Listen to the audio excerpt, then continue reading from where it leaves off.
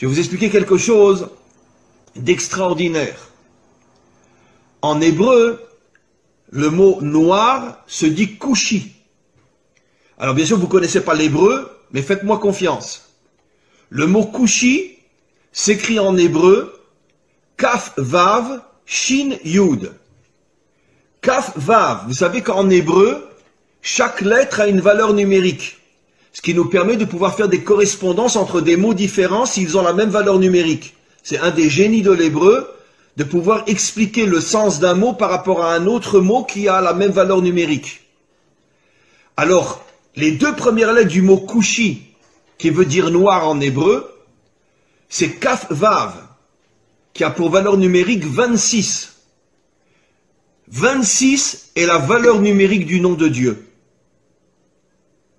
Le nom de Dieu tel qu'il ne se prononce pas, parce qu'on attend la délivrance pour le prononcer véritablement, c'est un Yud, un Vav, un Yud, un He, un Vav et un He. Et ce nom de Dieu qui figure dans toute la Torah en hébreu a pour valeur numérique 26. Après, vous avez Kou, donc Kaf Vav, le nom de Dieu, le véritable nom de Dieu, le véritable nom de Dieu dans le mot, donc qui fait allusion aux Africains, aux Noirs. Et après, vous avez Shin Yud, qui veut dire Yesh. Ça veut dire que Kushi signifie Yesh Hashem, il y a Dieu. Ça veut dire que dans l'Africain se trouve Dieu. C'est absolument incroyable. Dans les peuples africains se trouve le Dieu authentique qui a pour nom Yudke Vavke. Incroyable. Ça veut dire que caché à l'intérieur des peuples africains se trouve le véritable Dieu. Et c'est pour ça que en hébreu on appelle le noir Kushi, qui fait allusion à Yesh Havaye. Dieu se trouve à l'intérieur des peuples africains. Incroyable. Mais vous devez au fur et à mesure prendre conscience que vous devez vous réveiller. Vous devez dévoiler la dimension royale qu'il y a en vous.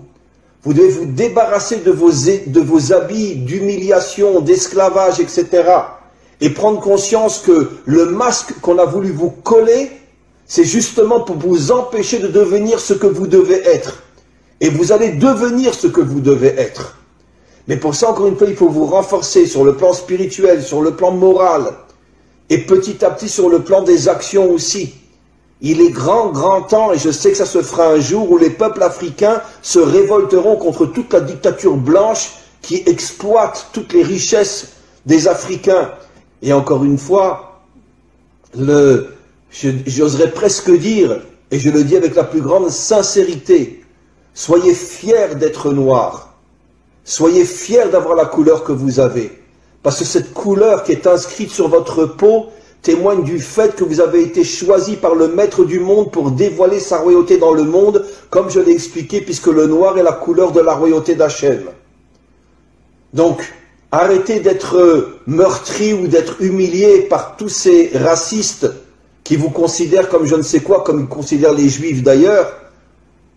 Et dites-vous, c'est le contraire.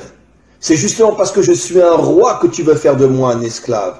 Mais un jour viendra où vous comprendrez, vous les autres peuples, quelle est notre mission, quelle est notre grandeur, quelle est notre force. Et un jour viendra, on réussira tous ensemble, avec l'aide du Maître du monde, à dévoiler sa royauté sur terre. Be'ezrat Hashem, c'est-à-dire en hébreu, avec l'aide du Maître du monde. Les plus grandes guerres, les plus grands massacres, dans toute l'histoire humaine, c'est le monde occidental. Pas le monde occidental uniquement moderne, bien que le monde occidental moderne, entre la Première Guerre mondiale et la Deuxième Guerre mondiale, sont morts 70 millions de personnes. En 40 ans, 70 millions. Pas en 40 ans de guerre, mais il y a eu la Première Guerre mondiale qui a duré 4 ans, la Deuxième Guerre mondiale qui a duré 4-5 ans. Entre les deux, il y a eu à peu près 20 ans, donc en 30 ans, 70 millions de morts. En deux guerres qui à elles deux, ont duré 8-9 ans. 70 millions de morts, sans compter tout ce qui s'est passé avant. Les croisades, l'Inquisition, la guerre de 100 ans, etc. Donc ce sont vraiment des gens qui vivent, comme on l'a vu précisément dans la paracha de la semaine dernière. Yitzhak, quand il baignait Esav, il lui dit, tu vivras, Bechar Becha Tirié, tu vivras avec ton épée à la main. L'Occident, c'est un peuple guerrier. D'ailleurs, j'expliquerai ce soir dans un autre cours qui sera aussi sur mon site, qu'en vérité, c'est la raison pour laquelle le monde occidental a adopté la religion chrétienne qui ne parle que d'amour et de bonté pour se créer une vitrine et cacher son véritable caractère. Parce que justement, le monde occidental est tellement violent, il est tellement assassin et meurtrier, qu'ils ont eu besoin de se créer une religion qui va nous faire croire tout le contraire de ce qu'ils sont véritablement sur le terrain. Bien sûr, je ne parle pas de tel ou tel citoyen, je parle des dirigeants et je parle malheureusement des peuples qui sont exploités et qui sont soumis et qui sont obligés de suivre leurs dirigeants. Mais quoi qu'il en soit, le monde occidental s'est attaqué comme jamais personne au peuple noir, parce qu'il semblerait que dans le subconscient ou même dans le conscient des dirigeants occidentaux, ils savaient que le peuple noir avait une mission qui allait mettre fin à toutes les dictatures et à tout le mal qu'il y a dans le monde, à toute cette corruption qu'il y a dans le monde, et c'est la raison pour laquelle ils ont tout fait pour les transformer en esclaves. Comme l'expliquent nos maîtres, quand tu veux savoir quelle est la mission d'un homme, regarde le mal qu'on lui fait.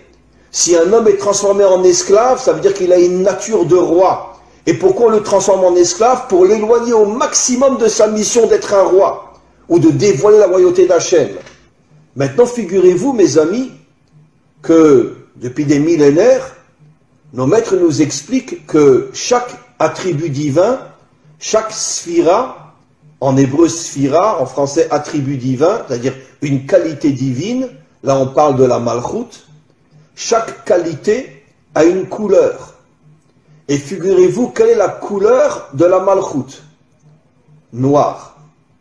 La couleur de la malchoute, c'est le noir. C'est absolument incroyable. La couleur qui définit la malchoute, la royauté, c'est-à-dire le dévoilement de la royauté d'Hachem dans ce monde, c'est le noir. Vous comprenez, mes amis, quel est le lien entre la mission d'Israël et les peuples africains? Comment se fait-il que les peuples africains sont noirs? Comment se fait-il que la première épouse de Moshe était une africaine? Que la préférée de toutes les épouses du roi Salomon était une africaine? Comment se fait-il qu'Israël a reçu pour mission de dévoiler la royauté d'Hachem dans ce monde et qu'il y a sur terre la couleur noire? Et nos maîtres affirment depuis des millénaires que la couleur noire est l'emblème de la royauté d'Hachem. Eh bien, mes amis, vous comprenez quelque chose d'absolument incroyable.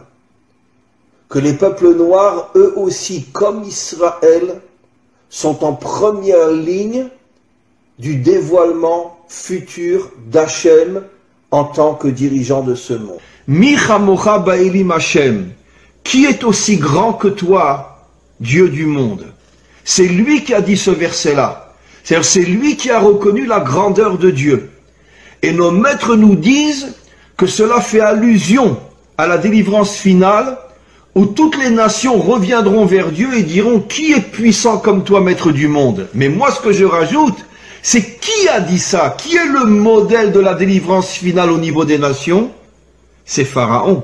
Et nos maîtres nous disent Pharaon était un Africain, un Noir. Ça veut dire que la Torah nous révèle il y a des millénaires que le modèle, que le phare du retour des nations à Dieu, le Dieu authentique, ce sera un Africain ou les Africains et non les Blancs, non les Occidentaux. Après, tout le monde suivra, les Asiatiques, les Occidentaux, tout le monde suivra. Mais c'est Pharaon qui a dit « Qui est comme toi, Dieu, créateur du monde ?»